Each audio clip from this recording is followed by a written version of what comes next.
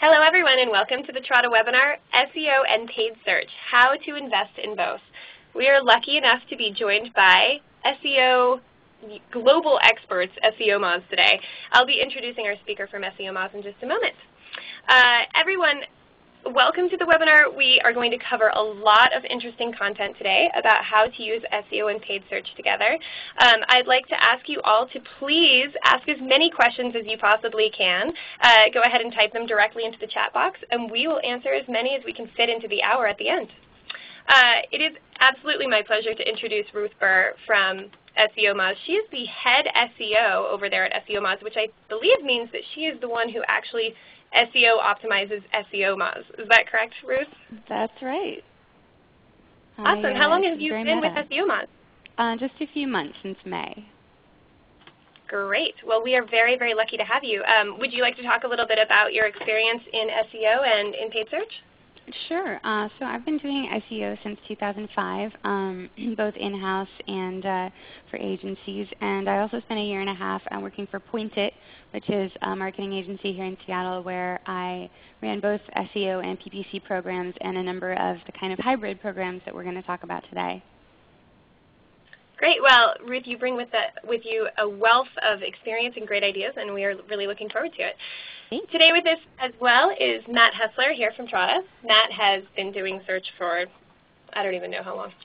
Feels like ages. I think we're 2001 is when I technically count my start in search, so I've gotten to see a lot of things from big multi-million keyword campaigns and millions of dollars a month down to local small businesses, and even after over a decade, I'm still finding myself daily curious and passionate about search. Great. Thanks for being with us, Matt. And I'm your moderator. I'm Anna. I've been with Trada for a few years, and I work as a paid search educator on all of our Trada webinars. So I will be moderating today, and Matt and Ruth will be the big brains today. Folks, if you would like to use the hashtag SEO and PPC, we will be giving away a $25 Amazon.com gift card to one lucky winner. So please tweet out all the things that Ruth and Matt say. You can tweet them actually directly. I will go back here and show you their Twitter handles. You can excuse me, my voice is something weird. You can tweet Faster Still or Ruth Burr. So please go ahead and tweet at them with the hashtag SEO and PPC. All right, let's jump right into it. I'm going to move these slides. Sorry, they're moving a little bit more slowly than I would like right now. So, excuse me, everyone. So let's talk a little bit about the difference between SEO and PPC. You guys all know the difference between SEO and PPC, but it's an interesting, activity to just kind of jump right into this. So SEO are these organic links that show up on the search results page, and PPC are the paid links. So if you are looking at the search results page of giant lasers, over here on the right are the ones that are paid.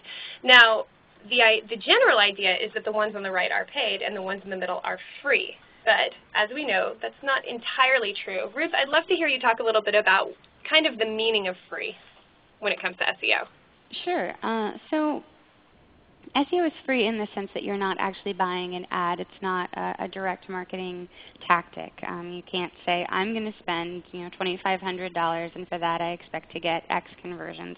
But that doesn't mean that SEO has no costs associated with it. For one thing, SEO is incredibly time consuming. So if you think about your time as a resource that you're using, SEO can be quite expensive. But I also do think that it's important for companies to think of SEO as something that they do need to have actual budget against beyond just the salary of the person that they pay to do it, because there are going to be costs associated with it.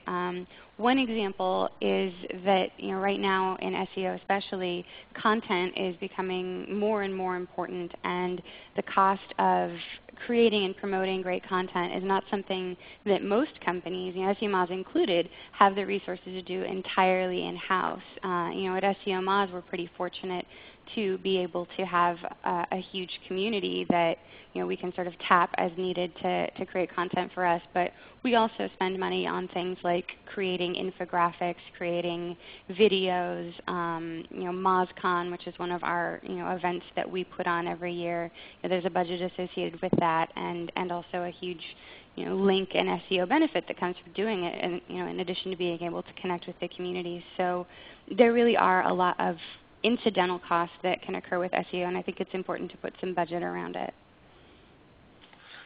Absolutely, and obviously the PPC budget seems a little more implicit and obvious that you're spending money on the ads, but to kind of echo what Ruth says, you may want to think about, if you're really looking to break new ground in PPC and not just test the same old, you may want to allocate some amount of additional budget to testing new concepts or addressing a different audience in a different part of your sales funnel, things like that. So you've got maybe your traditional pay-per-click budget, which is pretty easy to wrap your head around, and you should be focused on positive ROI, but I find it can be helpful to have some ancillary budget set aside, one for tools at certain times and the other for testing new types of PPC themes.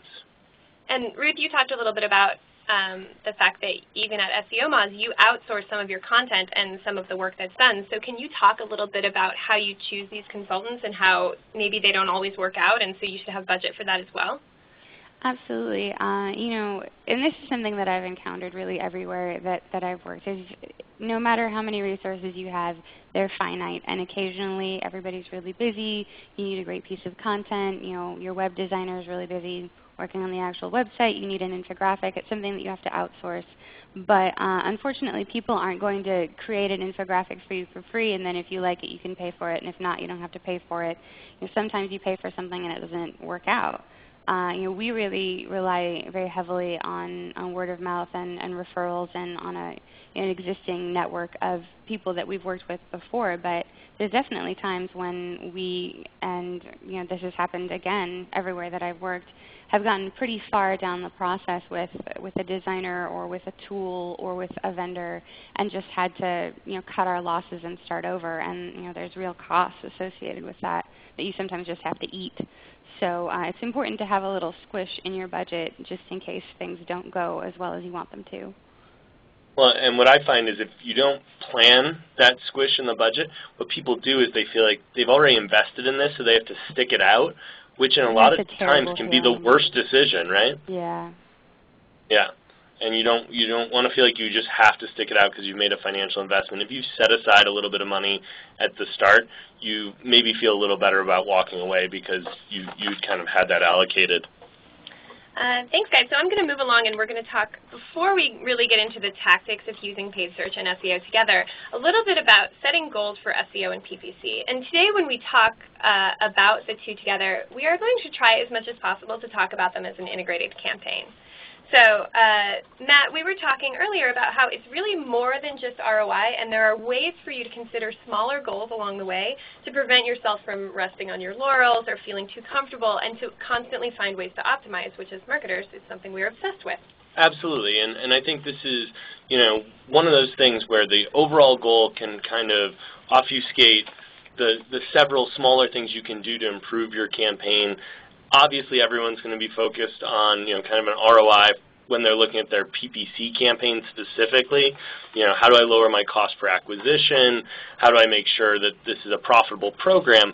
But sometimes that data, depending on your budget and how many clicks you're able to drive, can take a long time to accrue. In the meantime, I think it's really beneficial to set small goals along the way, maybe look at some of your weakest ad groups by click-through rate, and make a concerted effort over a time-bound period to say in 2 weeks I'm going to test these different ad formulas to see if I can increase those click-through rates, or I'm going to chart how if I increase my bids, does that affect my click-through rate and quality score such that I can benefit from that down the road and break out of some of the stickiness you get into with quality score. But give yourself interim tests that will allow you to incrementally improve the program. Don't just sit there looking at your overall ROI saying, hey, my campaign's great.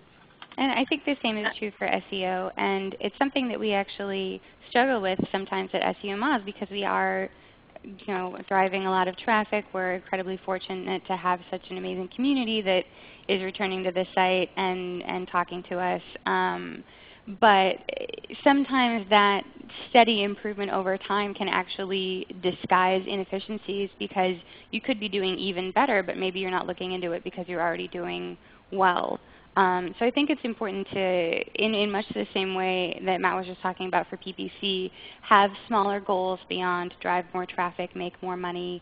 And those can often be informed by your resources. Maybe this month your web devs do not have time to make any physical changes to the site. So you say, okay, this month I'm going to target this segment of customers and build some new relationships for link building. And then next month your devs have some time. So you say, okay, this month I want to decrease the page load time on our site from 4 seconds to 3 seconds. And I think that this is true of PPC as well, although I know it makes PPC, so Matt, sorry if this makes you a little nervous to talk about the idea of non-sales conversions. So other than making money, other than selling a product, what are the other things you want somebody to do on your site? You want them to sign up for a webinar, you want them to sign up for your newsletter, maybe you want them to read 2 pages of your blog. Whatever those other goals are that let you know that the site is being successful in what you're trying to do with it, are all things that you can measure in addition to just how much money you're making, how much traffic you're getting. And I actually do think those are great things to measure. Of course, as a PPC capitalist, for me, you look at those indicators as, again, allowing you to parse a better visitor from a worse visitor and Right. understand, what keywords and ad language are the most meaningful, because you're investing that you believe that at some point those will lead to a conversion that will, again, make the campaign more profitable. So I totally agree. I think those soft metrics are really important. So sometimes it can be hard to set goals because you don't necessarily have access to all of the data. So Ruth, you and I were talking earlier about how at SEOMoz you have access to a wealth of data about the way SEO works, and you have so many campaigns to look at. And Google started recently masking some of their keyword data when people are logged in to their Google accounts. And Ruth, did you say that as much as 60% of your data is masked? Yeah, at SEOMoz now 62% of our organic search traffic comes from not provided, from masked keywords. And of course we have sort of, it's going to be worse for companies whose user bases are more tech savvy because they're more likely to be using Firefox. All Firefox users are automatically using this masked data, and they're more likely to be signed into a Google product. So it's worse for us than it is for some people, but I know a ton of websites we're seeing over 50% of their keyword data is now masked. I mean, I guess on the one hand, it certainly makes your job harder in search engine optimization, but I guess it also points to additional value of PPC and highlighting kind of why those two need to work together, right? Google's very good about giving us the data we need to make those decisions on the PPC side, and it's a great reason for both sides of the org to work together. So one of the things, go ahead. I was just going to say, there are sort of a couple of different ways that you can back into the not provided data. One of them being, if you've got a page and it's only really ranking for one keyword and you're getting a lot of traffic to that page, you can probably assume that that's the keyword that's driving traffic, even if you can't tell that it is. But if you've got a PPC campaign that is driving traffic on a keyword and you're seeing a similar conversion pattern, there are ways that you can sort of research which keywords are most effective on your site and then try to optimize for them, even if you can't always track it back within analytics. It's frustrating, but it's definitely a workaround. Totally agree. And just for some audience clarification, what would you say are the top 1 or 2 reasons why that Google data gets masked?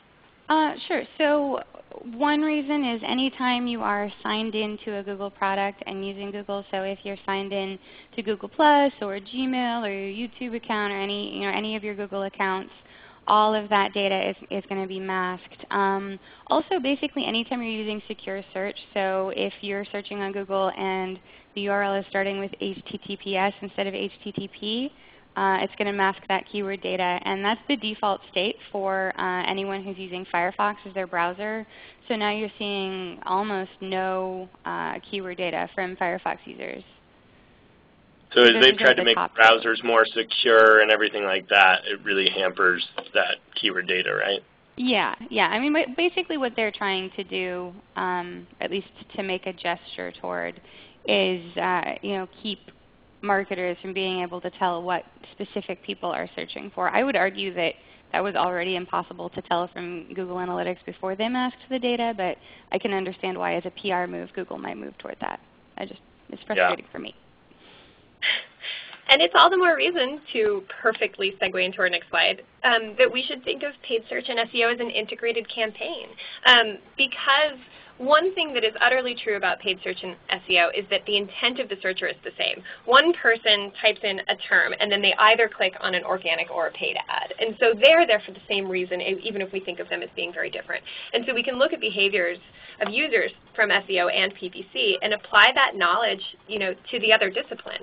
So, with things like Google masking keyword data, understanding data from PPC can, which, by the way, Google masking keyword data is something that affects SEO. We can use PPC data to supplement what we've lost from that Google masking that keyword data. So, when Matt and I were talking earlier when planning this webinar, he said, it is tough. Everyone always says that you should think of these campaigns as being the same, but not everyone does it. It's usually two different teams who do it. There may not be nearly as much communication, but as we'll see as we go throughout our content today, it is just so important that you use the data from each to inform the other. And I think, if you're running a marketing team and you're out there listening to this webinar, one of the biggest reasons this happens is when, especially if you're in an outsourcing arrangement for both your PPC and SEO, people look at it as fighting over the same budget. If it's very clear and you've got a mandate that you can spend money on both PPC and SEO, it's important to let those contractors know and help foster kind of a harmonious relationship, because if they can share data both ways, it's going to make for an overall better search effort for your company. So really try to keep them from feeling overly competitive. What you'll see there is just a lack of sharing. If people feel like they're competing, at the end of the day, only one of them is going to win that budget. So let's talk a little bit about how we can use PPC to test data. Oops, and I went too far. PPC really is a great way to A/B test things in small segments. We have a lot of ways to use paid search to generate data immediately. So can we talk, Matt, maybe a little bit about some of these ideas here? Sure. So, and some of these are going to be fairly simple. Hopefully some of you out there are trying this already. PPC has, it's just really easy to structure small tests. You can do your standard A/B split testing, which you can test which landing pages you should land visitors on. You can test ad copy language to figure out if saying that you have free shipping is really driving a higher click-through rate and conversion rate, or just a higher click-through rate. There's lots of things that you can set up small structured tests in PPC, which I think is great. And Ruth, have you guys seen the use of this type of PPC data in your work at SEOMoz? It's not something that we are doing as much right now because our current PPC program is not really focused on those goals, but it's something that I've done a lot in the past, and it's definitely on our roadmap for the future.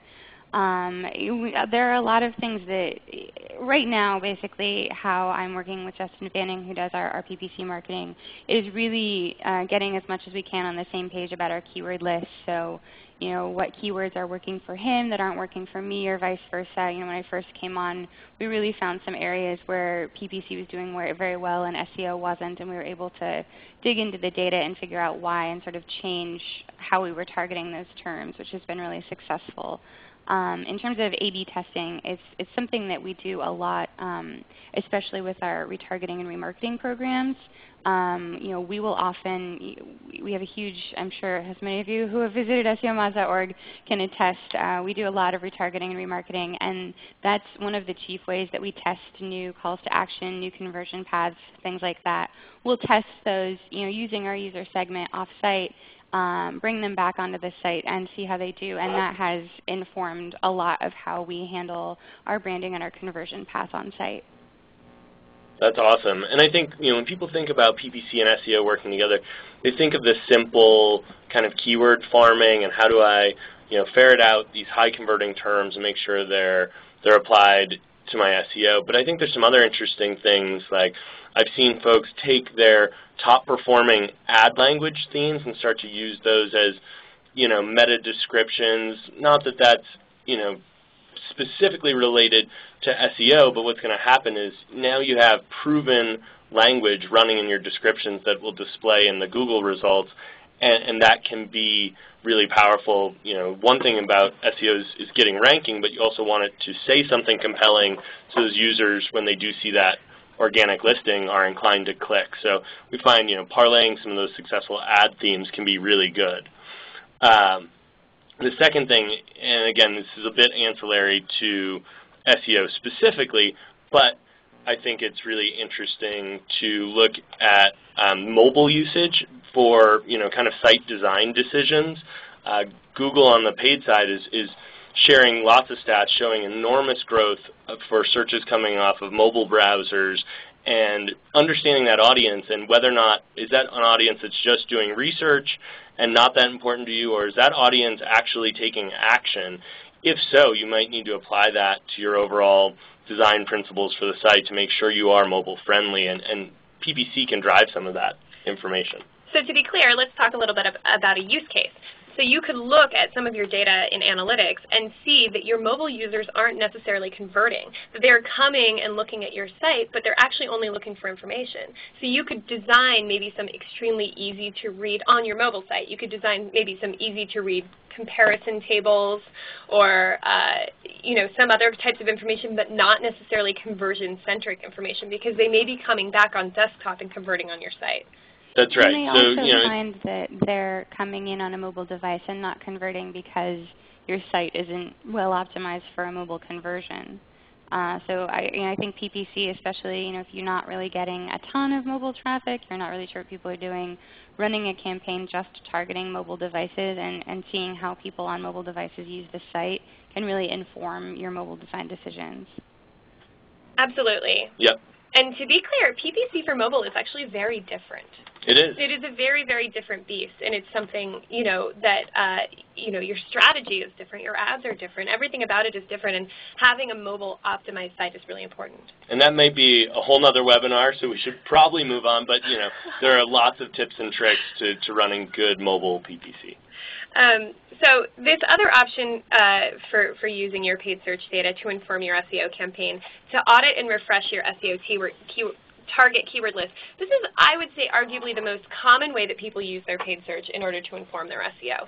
For one thing, it's incredibly easy. So I'm going to have Ruth talk a little bit about the details and the strategies for actually doing this. But at its most base, you determine which keywords are working best in PPC and use them to build out your SEO target keyword list. Ruth, do you mind talking a little bit about this? Sure. So, it's hard to say exactly how many keywords you should have or how often you should refresh your SEO keywords. I think you should be taking a look at least quarterly at the keywords you're targeting, if they're still a good fit, if there are new keywords that might have emerged. And SEO is not there, and PPC is not the only tool that you can use for that. You should also be looking at things like Google Insights for search to find trends in keyword usage, rechecking sort of the overall market share and share of voice that your keywords are getting. But with PPC, there are a couple of really great indicators that you can use to inform your SEO. The first, I think, one of the most valuable ones is your user intent. So I like to look at keywords that are SEO keywords that are driving traffic but aren't making money. Maybe the content that you're serving up, maybe the page that's ranking for that keyword isn't serving whatever the user intent is.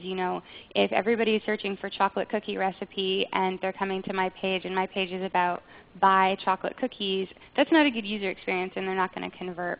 So that's something that you can really look at PPC versus SEO and see where the search intent isn't matching up with the page that's ranking organically.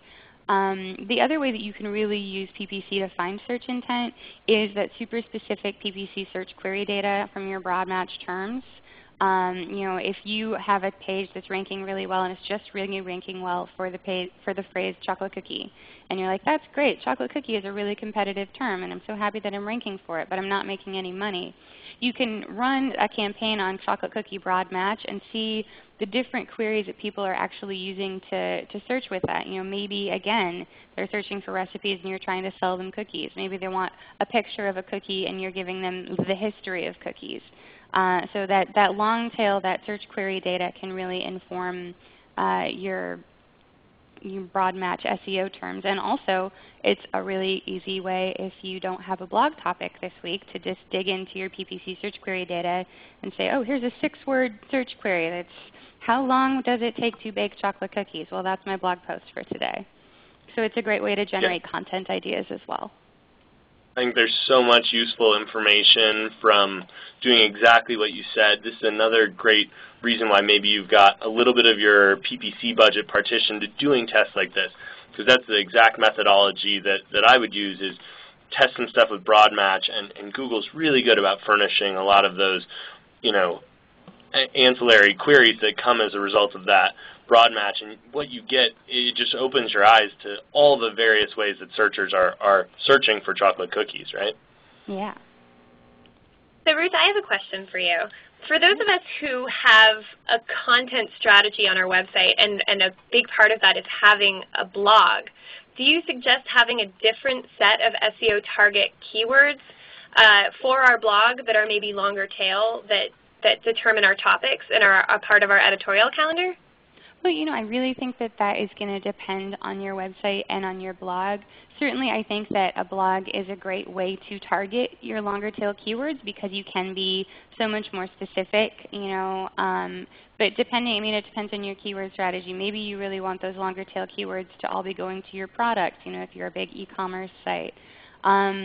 I would say rather than saying these are my website keywords and these are my blog keywords, say these are my keywords, now where is the content that is best going to match the intent for that searcher, and do it on a keyword by keyword basis. We have blog posts at SEOMoz that rank for head terms and drive a ton of traffic, and we're fine with that. We don't want to try to make a product page rank for that head term instead of a blog post, because we've found that what people are really looking for with that specific keyword is information. So if there is a more informational user intent, that's when you want to match up to a blog post regardless of whether it's a head or tail term.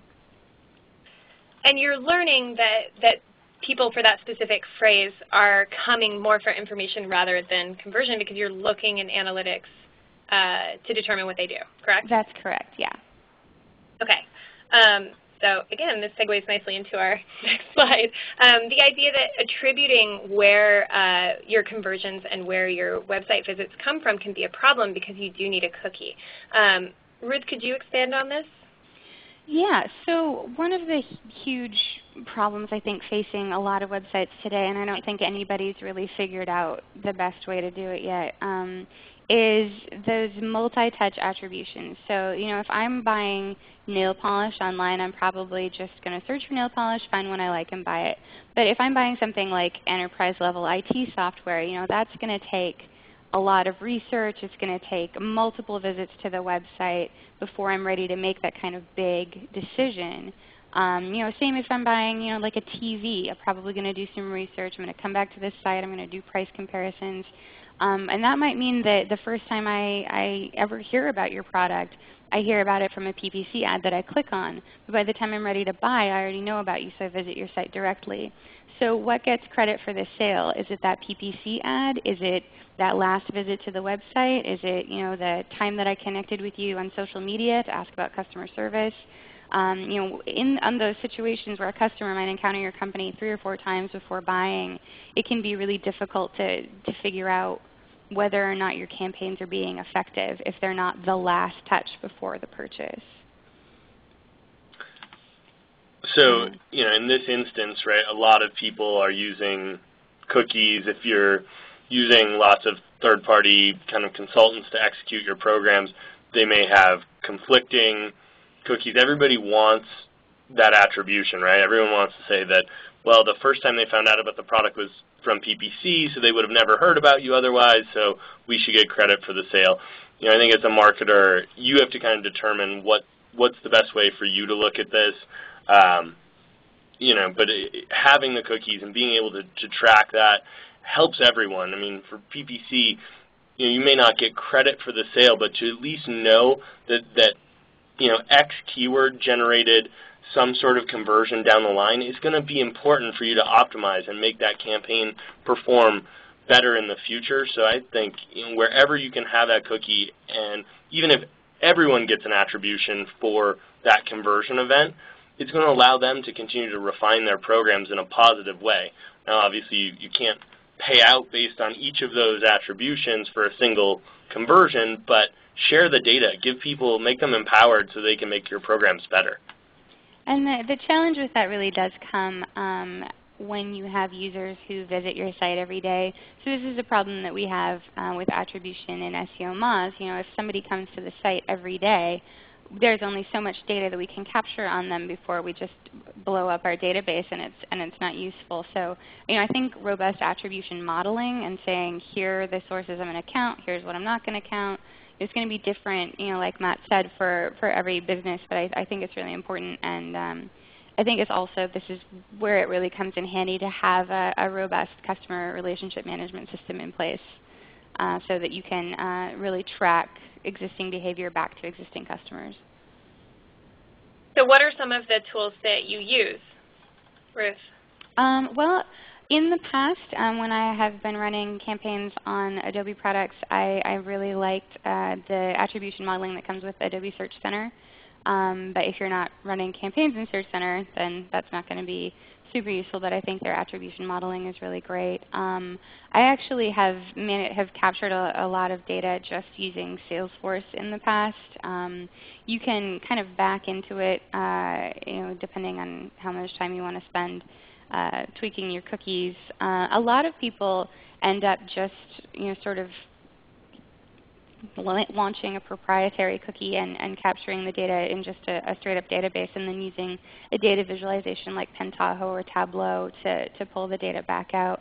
That requires a database person on your end. So these are probably revealing the luxuries of being an in-house rather than an agency-side marketer right now. Yeah, we use Pentaho here internally at Trada, but yeah, you need a pretty sophisticated person to do both the setup and the data modeling. So it can be great, and for those of you that are, you think about how much you invest over 1 year or a few years of PPC and SEO, having the tools to really track that success and improve it, it may be a worthwhile investment. And it is one of the benefits of going, with a tool or an agency or a service that has those things as part of their service. And so it's something to consider when you're trying to figure out your ROI. So I am going to go ahead and move along. So we've talked a lot today about how you can use paid search data to inform SEO. Let's talk a little bit about how you can actually optimize your website in order to help your paid search. So Ruth, would you take this away on just kind of, all of us know how Google makes money, but it is a good idea to keep this in mind, to remember why we all care so much about relevance. As we do these activities every day with SEO and with paid search, as related to quality score, we're always obsessed with this idea of relevance. But remembering why Google requires relevance is a good practice to just kind of sit back and remember why we're doing it all. Absolutely, and that's something, you say we all know how Google makes money, and that's true because we are all web marketers, but talking to the average Joe, and especially talking to my clients when I was agency side, the idea that what Google sells is something that I think a lot of people aren't really thinking about outside of our special little echo chamber here in the web marketing community. The idea being that Google is able to make so much money because people like Matt's clients want to buy ads on Google. And the reason they want to buy ads on Google is because Google has a huge amount of market share. They have eyeballs. That's where the customers are, so that's where people want to advertise. But the reason that people use Google, people are not incentivized to use Google anyway, except that they already do it and it keeps working. If you stopped being able to find what you wanted on Google, you would probably stop using Google. And so Google has a huge vested interest in continuing to make sure that when people search, they find what they're looking for. And on one hand, as web marketers, that's cool, right? Because it means that we're trying to sell people things that they already want, which is one of my favorite things about web marketing. But it also means that Google is going to constantly be making strides toward relevance, and that's what has happened recently with the Panda updates and with the Penguin update. I know a lot of sites got hit really hard when Google started targeting things like thin content, but I also remember in 2010, before Panda launched, more and more when I searched for something, instead of finding the solution that I wanted, I was finding an eHow or an about.com or a how-to article. It was just really thin 300-word content solely intended to get the click. That's not relevant. So Google is going to continue working against that, and that's why we have quality score, right? Because even when you're paying Google to show your ad, they still care more about serving relevant results than they do about getting money from you for your individual ad, and that's why they incentivize quality in ads as well as in organic results through quality score. And you can see that, whether you're looking at the Wall Street results or search share, their commitment to that relevancy has continued to make them the primary search platform today. And I think it's a commitment they're going to stay with despite some, potential short-term gains from, caring less about the quality. Yeah, so it's my understanding that the most recent updates, like the Penguin update, were their intent was to address the issue that so many people had been trying to game the system. Because, we started with this idea of relevance, and then everybody realized all the rules for being relevant, and then they focused solely on those rules for so long that it just became all of this list of tactics and ways to game the system. And so, we kept getting those ask articles or just, thin 3-word, clearly written by someone, who is just getting paid by the click type of content. And so the most recent updates are really trying to combat that by making things shareable and actually relevant and things that are actually written by humans. Ruth, is this correct, or can you talk a little bit about the Penguin update? Sure. You're totally singing my song there, Anna. One thing that has been a continuing struggle between certain members of the SEO community and Google is this idea of gaming the system. So there's sort of two different approaches. One is, okay, I'm going to make the best website I can. I'm going to make it as easy for search engines to find as possible. I'm going to promote it as much as I can. I'm going to do everything I can to make a great site and to let Google know that I have a great site. That's been a strategy for years, and I think it's the winning strategy. I often tell people I don't actually have any SEO secrets. I have techniques that I've perfected over years of doing it, but I don't have any secret things that I do that I wouldn't tell my clients or my fellow SEOs that I do. Because I think it's that secret stuff, that the idea that you can game the system, the idea that you might have some sort of workaround, and rather than trying to provide a quality website, you're just going to try to trick Google, is something that is just going to work for a little while, and then Google's going to slap it down, and you're going to find a new trick. Google's going to slap that down. Google has so much money, and they spend so much of it on trying to keep that kind of tactic from working that personally I just think it sounds exhausting to try to do, and I would rather invest in making a quality website and a quality product. It is, I think, a good exercise for us as marketers to remember that Google is smarter than us. And I don't know about smarter. They have more money. They have all of the money. They're bigger. Their stepdad is richer. Okay, so with all of this in mind, because Google drives both paid and organic, and by the way, of course, this does also apply to Yahoo and Bing, so let's not pretend like Google is the only one out there, but Yahoo and Bing have modeled their ideas on Google's. The rules for SEO also apply to PPC when it comes to being relevant, and so you can apply the same on-page SEO basic strategies to improve your quality score. So some of the ideas here are, having engaging, relevant content, having it be relevant to your paid search campaign. Matt, can you talk about some of these basics that apply also to quality score? Yep. So, not too much to get into specifics there. It's all the SEO best practices. And the quality score is really a component of this relevancy along with a click-through rate variable. So they're looking to see, do the keyword, the ad, and the landing page have an alignment? So partly on the pay-per-click side, what we can do is make sure we are driving to the correct pages. And if all those SEO best practices have been applied, that can certainly give us the maximum efficiency when Google's looking at that relevancy. The other thing I think is important on the paid side, which is relatively new, and SEO practitioners have been dealing with this for quite a while, Google is becoming more and more sensitive to page load speed. So, as people are bringing in all different types of social content, video content, all these feeds, a lot of times that can affect page load time, which will have a negative effect on both SEO and PPC.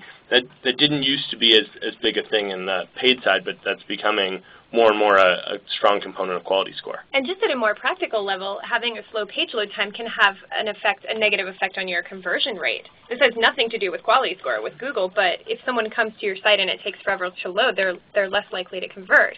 Which actually brings us to I would argue that does have to do with quality score and with Google, because the reason that Google cares about page load time is because people don't like it. Yep. Absolutely, yes. We want to keep things usable and keep people happy, make sure they're in the right place.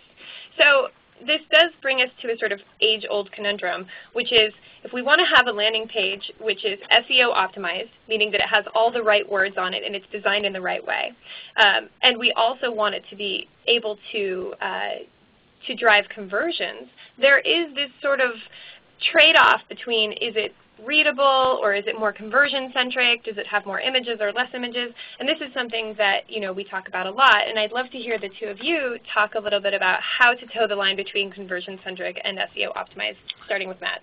Well, and this used to be a confrontational subject, right, where SEO and PPC practitioners would butt heads because all we cared about on PPC was just streamlining these pages to maximize conversions. But with the introduction of quality score and as Google's started to weigh that more and more in their results, we actually need to work with our SEO peers because we want to find that right balance. The page needs to be really conversion focused, give people a nice, easy pathway, but it needs to have all those SEO fundamentals or we'll lose out on that relevancy and our low quality scores will make the cost per click more expensive and possibly offset the benefits of having a higher conversion rate. One thing that I almost never do is have PPC and SEO landing pages be the same page.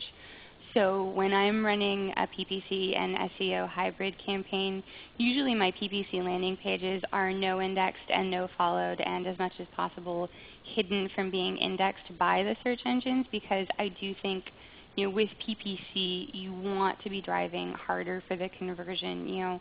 With SEO, you might have a lot of other goals. I know for us, selling a membership to SEOMoz Pro is just one of the things that we're trying to do with our SEO program. We're also trying to drive our brand, to drive community engagement, to drive blog readership, to drive sign-ups for our Moz Top 10 newsletter, which I recommend you sign up for because we work really hard on it. It's really good. A little plug there. But whereas with PPC, you're paying for that click, you might want to be more conversion-centric. So I think that one of the ways that you can combat that is just not have them be the same pages.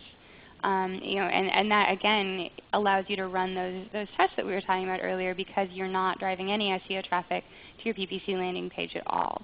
If you don't have that option, if you just don't have the resources to have separate pages, I think that at the end of the day, if you do have to drive both kinds of conversions, then you have to think about the search intent of both kinds of users. You know, people who click on ads tend to be, not always, but they tend to be more ready to buy.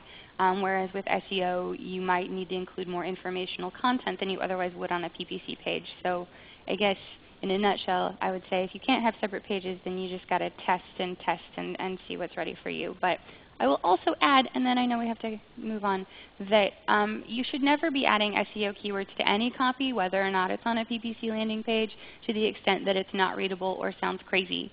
Because you might drive traffic to your site, but if people are put off by your content, they're not going to buy anything. And then have you really done your job? I would argue that you have not. I second that wholeheartedly. It has to be readable, and you know, as PPC marketers, you care about that conversion. If people see the content and it feels misaligned, it feels like there's keyword stuffing, it doesn't read the way it should, you're not going to drive those sales anyway. So be really thoughtful about the quality of the content for sure. I think it's an interesting point you made about using unindexed pages for PPC landing pages or no indexed pages for PPC landing pages. That can actually have a negative effect on your overall quality score, but there are lots of good reasons to do that. And one of those was something we touched on as a group before this call. The idea of that full funnel visualization, and that's one of the reasons PPC can be a great testing ground. And I know Ruth had a bunch of good thoughts on how to use PPC specifically in that capacity before making really big site changes. Yeah, I mean, is that where we are now? I think that's where we are. I think it is. Yes, Ruth, I apologize for advancing the slide. I thought we had a segue there. But yes, you were talking about specifically using these non-indexed landing pages to test user behavior before you deploy them site-wide. Yeah, I mean, changing your website is so scary, and like doing a full-on website redesign is so expensive. And I've seen people just plow in and completely redesign their website or completely revamp their funnel and just launch it with no testing and lose, I'm not exaggerating, millions of dollars because the redesign was unsuccessful and people didn't like it. And that is just terrifying, terrifying.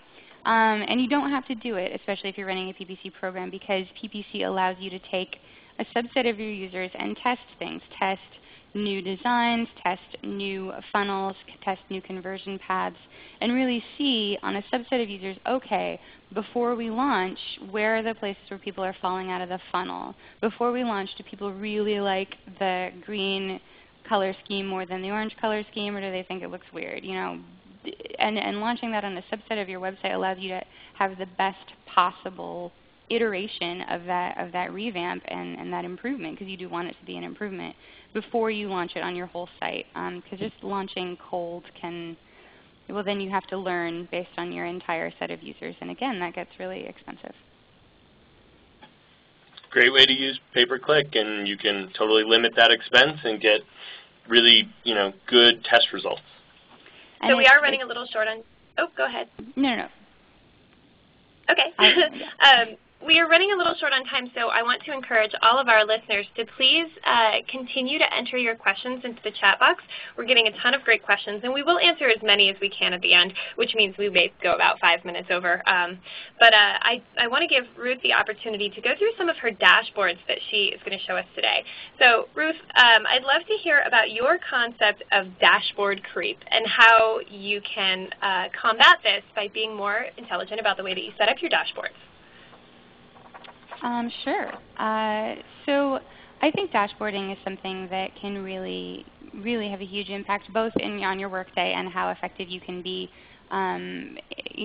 presenting data. The number one thing that I always say to everybody is if you do something repeatedly, whether it's once a month, once a week, once a quarter, spend some time and make a template for it, make a dashboard for it, and you will only have to spend that time one time, and after that it'll be easier every time.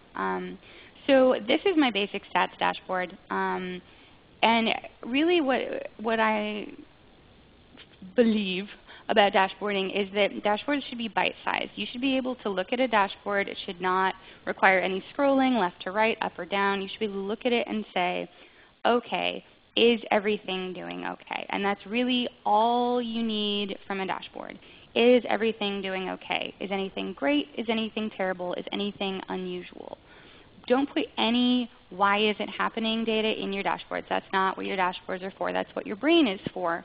Just say, okay, traffic about the same as it was. So we had a spike, we had a dip. Now I'm going to look into that and see what that was. But more or less, what is it? The thing to remember is if you're sharing these dashboards with other people, you better have that, hey, what happened there data before you actually share it, and just say, hey, so like on this conversion tracking sheet, you can see that there's a big spike in engaged visit conversion rate on that one day. Obviously, before I share that with the client, I want to say, hey, we had a big spike on that because of X, Y, or Z. But really, you just want to say, are there any spikes? Are there any dips? It's really, really tempting, and it's really, really easy to want to put why things are happening in a dashboard, but that is going to make your dashboard bigger and bigger and bigger. It's going to take longer to parse. You don't want anybody to look at your dashboard and have a furrowed brow. You want them to be like, okay, yep, yep, yep, got it, next. And one of the things that I think some people forget is you can have more than one dashboard. You can have more than one report. I have a dashboard for website performance. I have a dashboard for content performance. I have a dashboard for conversions.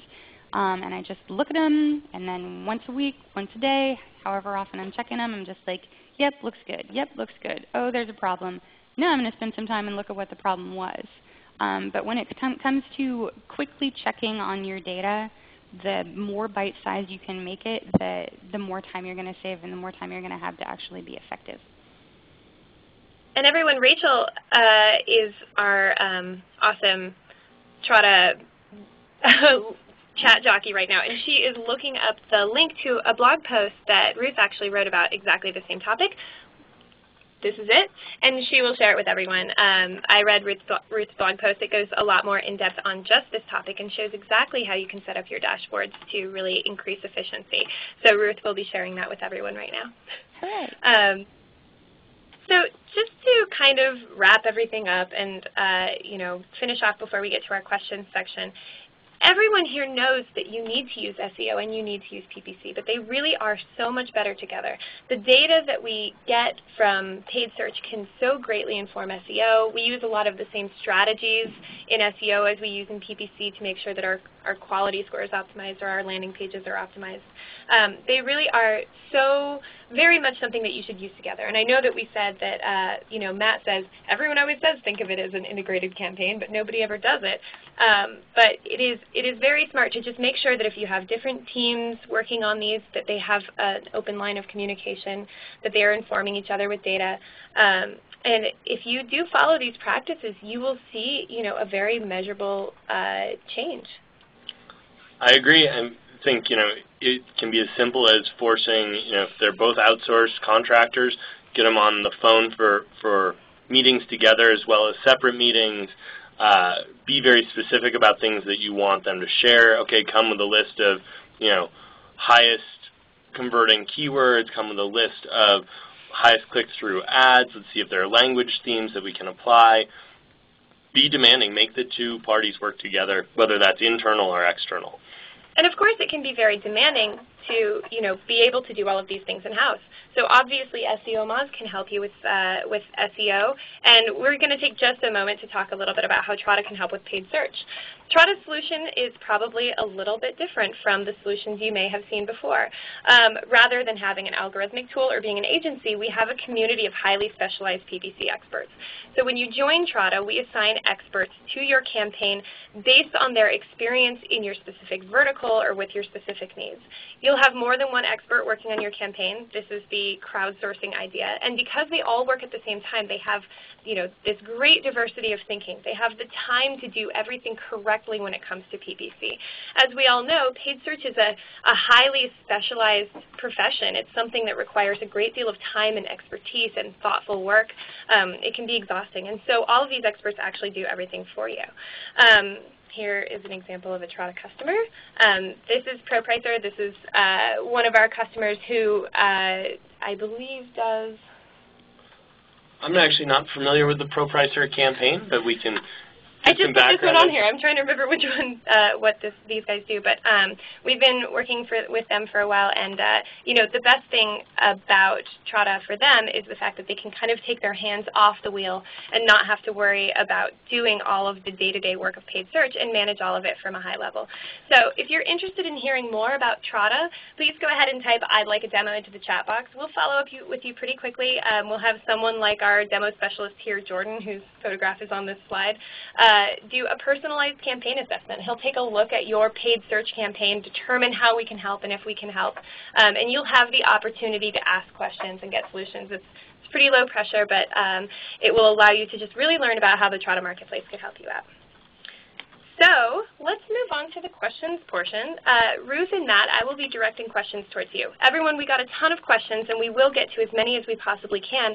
If we don't have the opportunity to get to your question today, please go ahead and reach out to us. You can reach us on Twitter. You can email me personally at anna@trada.com, and I will make sure that your question gets to the right person.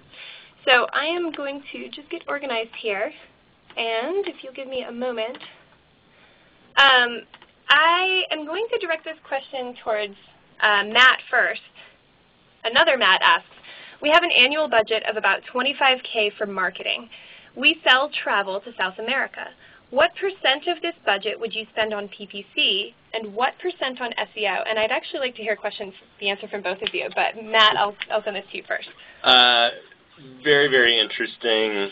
Whenever I am trying to objectively give people an answer to a question like this, got a limited budget, where do I spend it?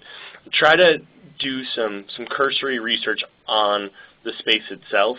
So you've got travel indicated there, which is obviously highly competitive. It can be very costly from search, but it's specific. This is travel to, I believe it's at South Africa. South America. South America. So I would look at both the traffic volumes, the average cost per click from the paid side. I would also look at the diversity of terms. To me, if it's a very basic lead generation offer where a lot of the traffic is going to be congregated around the head terms, I would tell people to proportion more of their budget to their SEO efforts. Obviously, the whole kind of theme of this webinar is that we believe you need to do both. If it was something like an e-commerce platform where there were several hundred or several thousand SKUs, I might make the case that PPC is going to get you more coverage more quickly and more of your budget should be shifted over there. But I, too, would be really interested to hear how Ruth might answer this. Actually, I was just thinking travel is one of those sectors that if I had a new client and they were a travel site, I would pretty much the first thing I would say would, have you thought about PPC? Because you are going to be able to get that traction so much more quickly. And with a really competitive niche, if you need some money right away, I would recommend PPC because SEO is going to take months to be effective. It could be great. I agree, yeah. So you've got timeline to consider to get returns on that spend. You've got total search volume. You've got kind of breadth of queries. I think there's a lot of different facets to look at in determining that budget allocation. And this is a very classic chicken-egg question that we get all the time. And in fact, we did have another listener, Wes, ask the question, is it best to pay for PP first to discover converting keywords and then build SEO around those? Again, I'm sure it does depend on your industry, but generally we say that there are a few things that you need. You need to have a website. You need to have a website to have SEO or PPC. And PPC can help you understand things about your website more quickly than SEO can. SEO is a very important and very good long-term strategy, and without SEO, your PPC can suffer. So you absolutely do need both, but on our end, we do generally say that PPC is a good way to start to get that immediate data and to get that immediate bump. I agree. It's just you can have a campaign up and running within a matter of hours, and you can start learning that same day, and your SEO efforts are just going to take you a little bit longer. Yeah. Yep. All right, I'm going to move to the next question.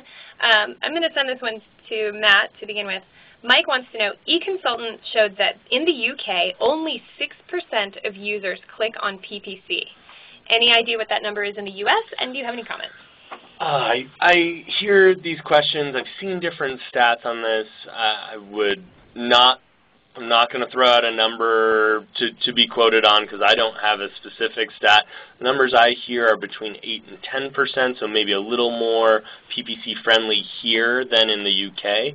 But what we find specifically is that it depends wildly on the language of the search query. So when somebody types in buy Nike XYZ trail running shoe, the fact that they included the word buy in the query makes them way more likely to actually click on a paid ad than they would otherwise if they were in more of a research, if they typed in best Nike trail running shoe, right? The intent of the query really biases that percent that click on one versus the other. So I think it's really hard and not particularly useful to take an overall stat to say how many people click on PPC ads. I think, you hear 6%, you think, oh man, that maybe it's not worth doing paid search.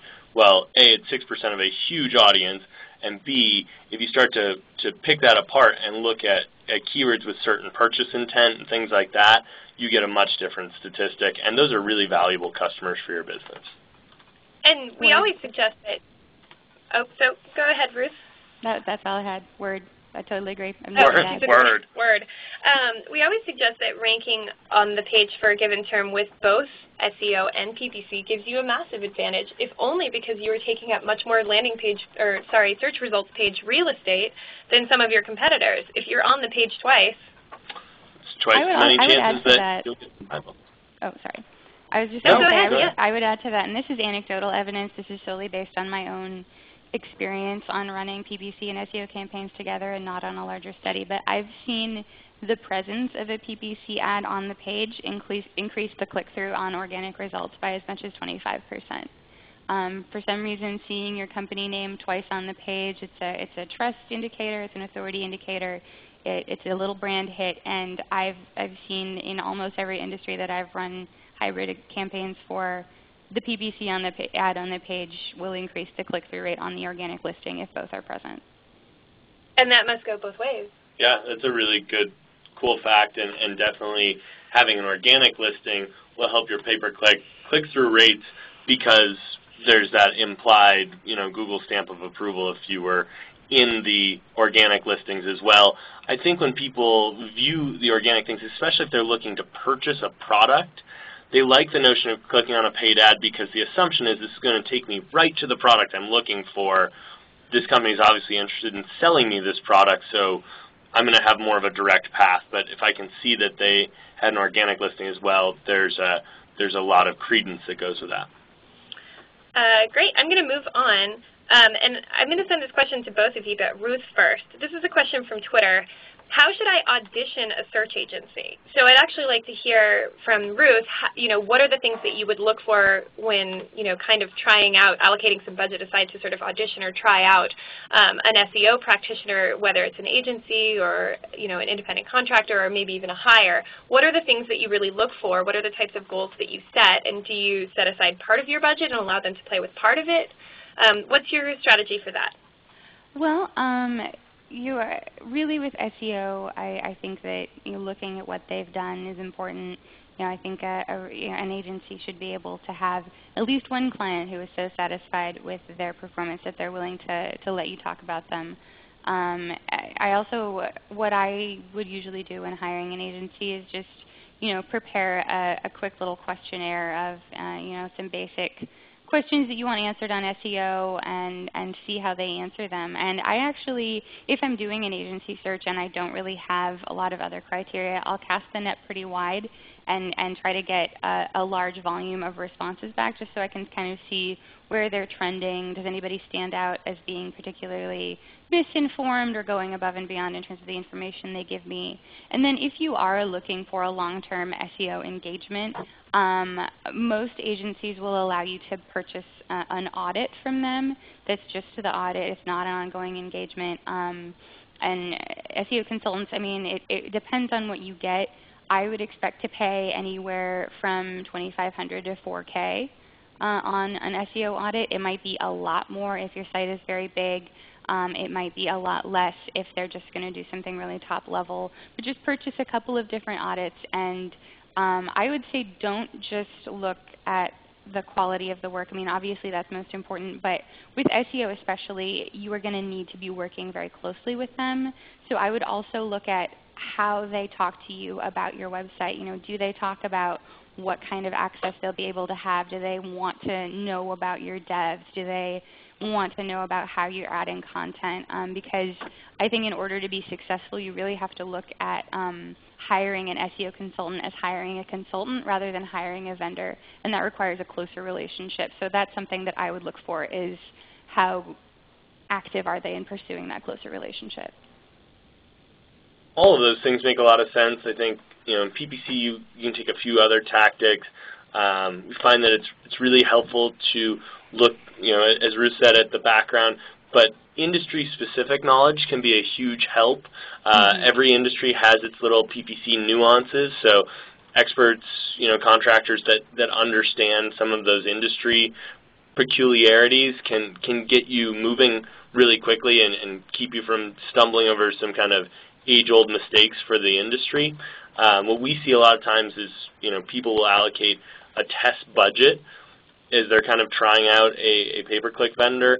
Maybe it's, you know, one specific product or product line that they can look at and do a, you know, 30, 60-day trial around.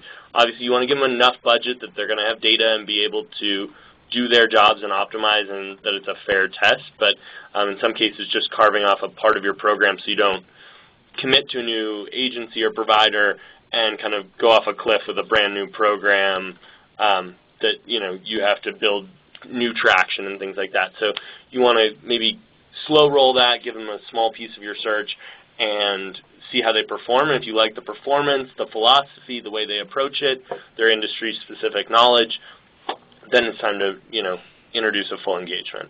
I want to underline how important that industry-specific knowledge is. It can actually really sort of make or break your campaign. We have seen, you know, in the past, if you think about the way that you would run a campaign for, say, an e-commerce company as opposed to maybe, you know, a B2B lead gen company, the strategies are totally different. And so, especially if you're going to work with an agency, I would be very critical and very persistent about finding out who actually does the work on your account. You know, it is sometimes an agency strategy to have someone, you know, overseeing the account, but actually have a sort of lower level or, you know, intern type person doing the actual day-to-day work. And you want to make sure that that person actually knows what they're doing for your industry and for your goals. So that's something that I would say is really, really important. So we are running a little over our time. I do want to take one more question, and I think it'll be a pretty quick answer from both of you. We talked a little bit about, you know, making sure that making sure that your landing page can convert appropriately. What tools do you guys suggest for testing landing page conversion ability? So this may fall more squarely to PPC, although the way I find this works best in practice is to optimize a conversion pathway in PPC and then apply that, you know, as Ruth suggested, apply that new funnel to site-wide. We look at tools like Optimizely that will allow you to do some interesting A/B split testing. I'm a big fan of a very cheap tool that for me is easy and visual called Crazy Egg. It'll allow you to do some heat mapping. Yeah. And it's so accessible. It's easy to deploy. It's cheap. And it'll give you just a great feel for what users are doing as they poke around the page. You can get some very pretty reports if you need to move them upstream to your exec team and things like that. Crazy Egg's a great tool. Optimizely, all kind of good for those types of conversion optimization. You can also use Google Website Optimizer. Google Website Optimizer. Not as usable, but probably more deep. Yep. I believe that they are actually starting to phase out Google Website Optimizer. It's now called Google Analytics Content Experiments. So that you have to integrate a little bit more closely with Google Analytics, and it's around the goals that you've already defined in GA. So if you're using Google Website Optimizer, you'll need to update those tags. If you're looking to pay a lot of money for a tool, or if you already use Adobe Site Catalyst, I don't really like Site Catalyst because it's really difficult to implement and use. But I really do love Adobe Test and Target. And if you are already running on the Adobe tools, I think it's a worthwhile add-on for A/B testing, if you've got money to spend on it. But I also really like Optimizely. One free tool that I use a lot is a tool called Clue App. So that's CLUEAPP, P as in pepper. And it allows you to take a screenshot of your landing page, and it'll give you a URL that you can send out to, maybe you have, like we have our customer advisory board, maybe you have some people who you run tests by, and it shows them the page for like a minute, and then they have to write down everything they remember from the page. And that can really help you figure out if the message that you're trying to send from a page gets across, and it's free, and it's easy, and it's awesome. That's great. Very cool. Yeah. But we do analog tests like that all the time. Maybe with like a banner ad, I'll show someone on my team a banner ad that I've had designed, for 20 seconds, and then say, okay, what am I asking you to do? So this is a slightly more scientific method. I like that. Everyone, I'm going to go ahead and wrap up since we are at 10 minutes after the hour. But we had a lot of really great engaging questions today. Folks, if I did not get to your question, I do apologize. We ran out of time, but I would love to continue the conversation. So again, please reach out to me, reach out to Matt or Ruth on Twitter. You can see their Twitter handles right here on this page. And we will make sure that your question gets to the right person. Ruth, I want to thank you so much for being with us today. It was such a pleasure, and you have just, so much knowledge. So thank you so much. And Matt, you as well. Thank you for being here. You're welcome. Everyone, we will be sending you an email later today with the slides and a follow-up, so look for that. And you still have about another minute to go ahead and tweet using the hashtag SEO and PPC if you want to be entered to win that $25 Amazon.com gift card. We'll see you next time. This is Anna Sawyer. Thank you so much. This is the end of the webinar. Thanks. Bye-bye.